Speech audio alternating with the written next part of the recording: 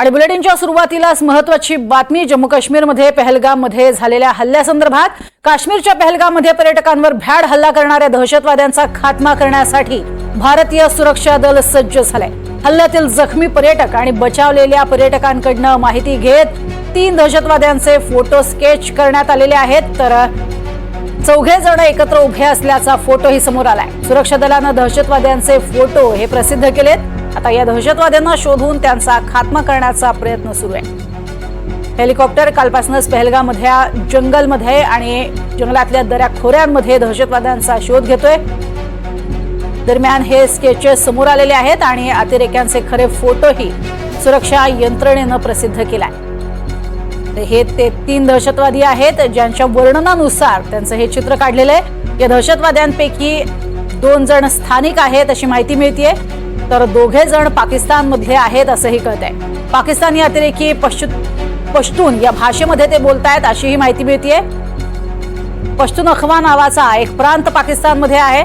पश्तू ही भाषा तिथे बोलली जाते आणि या पश्तू भाषेमध्ये ते बोलत होते अशी ही माहिती समोर आली आहे। स्थानिक दहशतवाद्यांची ओळख पटवण्याचं काम सध्या सुरू झालंय। सुरक्षा यंत्रणा पहलगाम आणि आजूबाजूच्या परिसरात अक्षरशः पिंजून काढतेय। मात्र काश्मीरमध्ये अशा पद्धतीने झालेला सर्वसामान्य पर्यटकांवरचा भ्याड हल्ला ज्याचा निषेध करावा तेवढा थोडा आहे। हाच तो दहशतवादी आहे ज्याचा फोटो आता समोर आलेला आहे। असे एकूण 4 दहशतवाद्यांचे फोटो समोर आलेले आहेत। या सगळ्यांचं वर्णन तिथे उपस्थित असणाऱ्या पर्यटकांकडून घेण्यात आलं आणि त्यानंतर काही जणांचे स्केचेस काढण्यात आले आणि त्यानंतर फोटो सुद्धा समोर येतोय। यातील 2 दहशतवादी जे आहेत ते स्थानिक आहेत तर 2 पाकिस्तानातले आहेत असं कळतंय। या दहशतवाद्यांच्या हातात AK-47 या गन आहेत। अंधाधुंद गोळीबार हा करण्यात आला।